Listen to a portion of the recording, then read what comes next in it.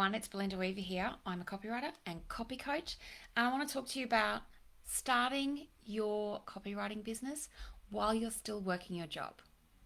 I also want to talk to you about quitting that job because it's very common to think that in order to start something, our copywriting career, the fulfillment of our dreams, we need to stop doing something, working full time.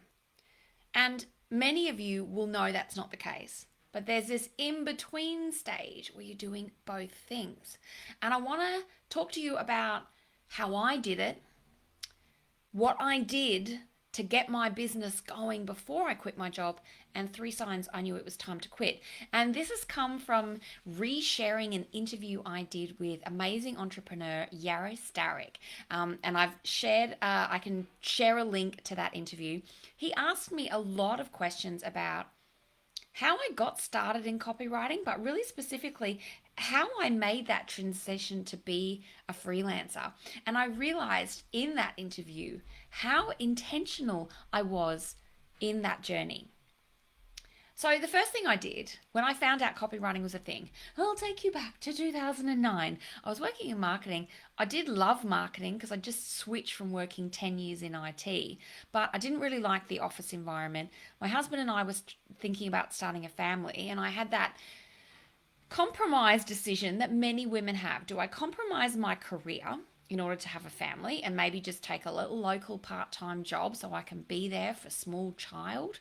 Or do I go after another corporate job, keep the 2-hour commute, potentially put a baby in childcare, or just put that decision off for a few years? Now, there's no wrong answers here, but this is a choice that a lot of women are faced with. Which thing do I compromise? And when? So I was in that space. I was completely open to what was possible, what was happening, and in my office and what I wanted from life. And that's when I found out about copywriting. So the big realization, of course, was my favorite part of marketing could be its own job. The big mind melt, though, was freelancing. I had never known a freelancer. I didn't know that it was a viable career choice. So that was huge. And once I found that out, I set myself to task to figuring out how. The first thing I did was sign up to a copywriting course. Now, I actually got my boss to pay for that course as part of my professional development budget.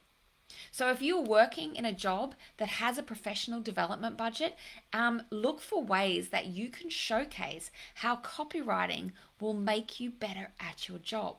Then you could potentially get your company to invest in a program like my copywriting incubator. So you too can learn while you earn.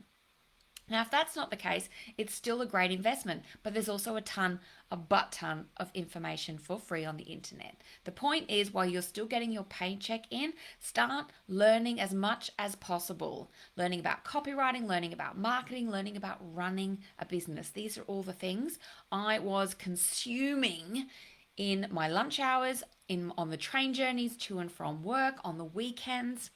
But the next thing I did is I practiced as much as possible. So I got the course and I started not only doing it at work, but applying it to the work I was doing. Now, I was in a great position because I was working in marketing. So I had to write brochures and flyers and campaign letters and emails. I had to run events and promote them and things like that. So I got a lot of real world practice, but I also applied the copywriting skills I was learning to things like internal team events, my internal emails, how I helped my community at things I volunteered at. I basically said yes to every single opportunity that would let me practice my copywriting. And when it didn't feel like an aligned opportunity, I turned it into one into my head. So every time I wrote an email, I said to myself, imagine a client has paid you money to write this thing. And that is the mindset I used for every single piece of copy I had to write in my job. So learn while you earn as much as possible. Practice with intention. Practice thinking like a copywriter, thinking of yourself like a copywriter, and practice the skills and techniques that you are learning for copywriting. Now, the other thing I did while I was still earning a paycheck is market myself. Now, you might think, well, you were in marketing, that would be easy. Well, no, not at all, actually, because marketing someone else's business, marketing in corporate land, is very different. It's very different. I had to overcome the usual amount of head trash of introducing myself as the doer of things, not introducing someone else. I also had to start figuring out how more personal marketing tactics work. And so it was a very steep learning curve for me too, even though I had worked in marketing and I had some education in marketing. But I did that while I was still earning a paycheck. So I started getting some social media going. I had no idea what I was doing, but you know what? Borrow some confidence off your future self. I started sharing some tips and things like that, just trying it out.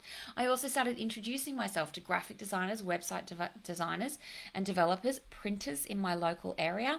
I joined some local chamber of commerce kind of things and just started introducing myself as a copywriter. Huge for your confidence, but that's also where my first leads came from.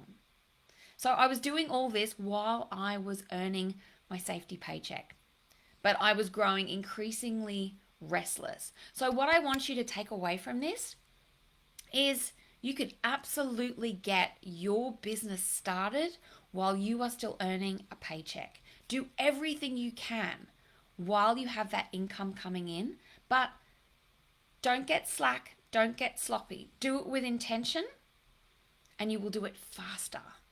And I knew I was ready to pull the pin on my job and hand in my resignation when these three things happened. I had a regular pipeline of leads. That's number one. Now, I wasn't getting lots of work, but I was getting regular work. Just one or two clients. That was all I could work with in the weekends, maybe in my lunch hour. I was trying to take calls secretly at work. So I wasn't doing very much, but it was regular. So my marketing activities were starting to pay off. That's when you know if you have more time and can do more marketing, you will get more clients. The second thing was I had a slush fund. I saved up 3 months worth of living expenses. Now, my husband was paid pretty well, so we wouldn't have starved. But that gave me the confidence to know that if I wasn't getting more work immediately, I was still contributing to our house. The last one was that it became more painful to stay than I was scared of leaving. So it was more painful to stay than the fear of leaving and failing, more importantly. Showing up every day just became impossible. And so that's when I really knew it was time to go. Put my resignation in. Bonus story is I actually pitched my boss to keep doing the work I was doing, except only the marketing and copywriting. And when I broke down the hours and what I spent my time on, I could save them $20,000. I got paid my new freelancer rate. I got my first retainer client.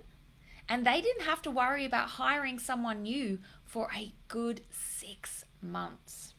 It was a win-win. So look for opportunities where you can keep helping your old job, but in your new capacity, at your new rates, with your new boundaries.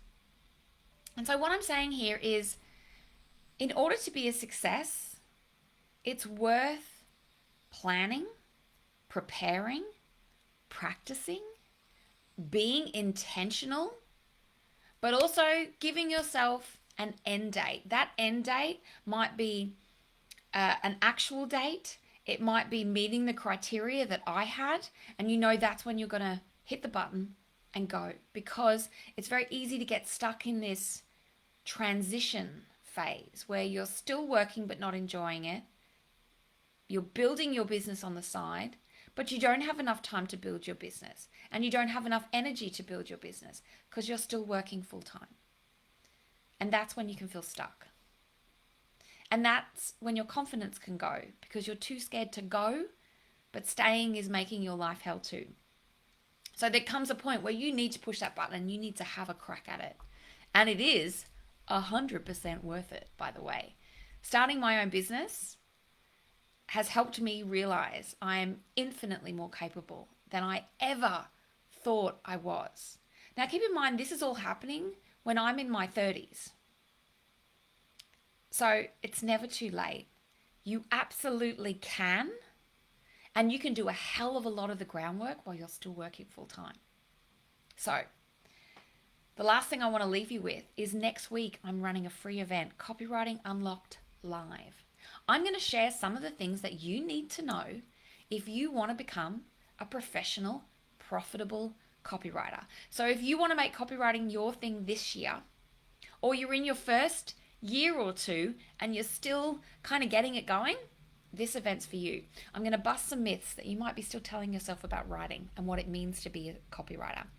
I'm going to share an essential copywriting roadmap that you can use to construct and assemble any piece of copy. It's the rule of one. I'm going to be sharing the building blocks of effective copywriting. And when you know each of these building blocks, you can assemble and construct really effective copy. Now, a lot of people are worried about the AI tools taking over. We're going to be made obsolete. No. It will become more important for you to know what it means to write great copy. And that means learning the craft. It means learning the technique. It starts with the rule of one. I'm also going to be sharing 5 of the most common copywriting mistakes I see being made and how to avoid them. I'm not going to leave you hanging there. And we're going to have a live panel on behind the scenes of life as a new copywriter with some copywriters I've invited in. Now, during that time, there's going to be tons of Q&A time where you get to ask me anything about running a business, about getting started, about getting clients, about the rule of one, anything. So it's going to be a really cool, useful 3 days, and it's 100% free. So I've dropped the registration link down there, January 10 to January 12. That's Tuesday, Wednesday, Thursday. It's all streamed live into our private Facebook group, which is jumping right now. People are coming in, getting ready. We're all getting excited. Just a little bit of time each day for those 3 days will save you a lot of time later on. I want you to stop struggling. I want you to stop floundering. I want you to get 2023 with a plan, because that is how you will feel more confident.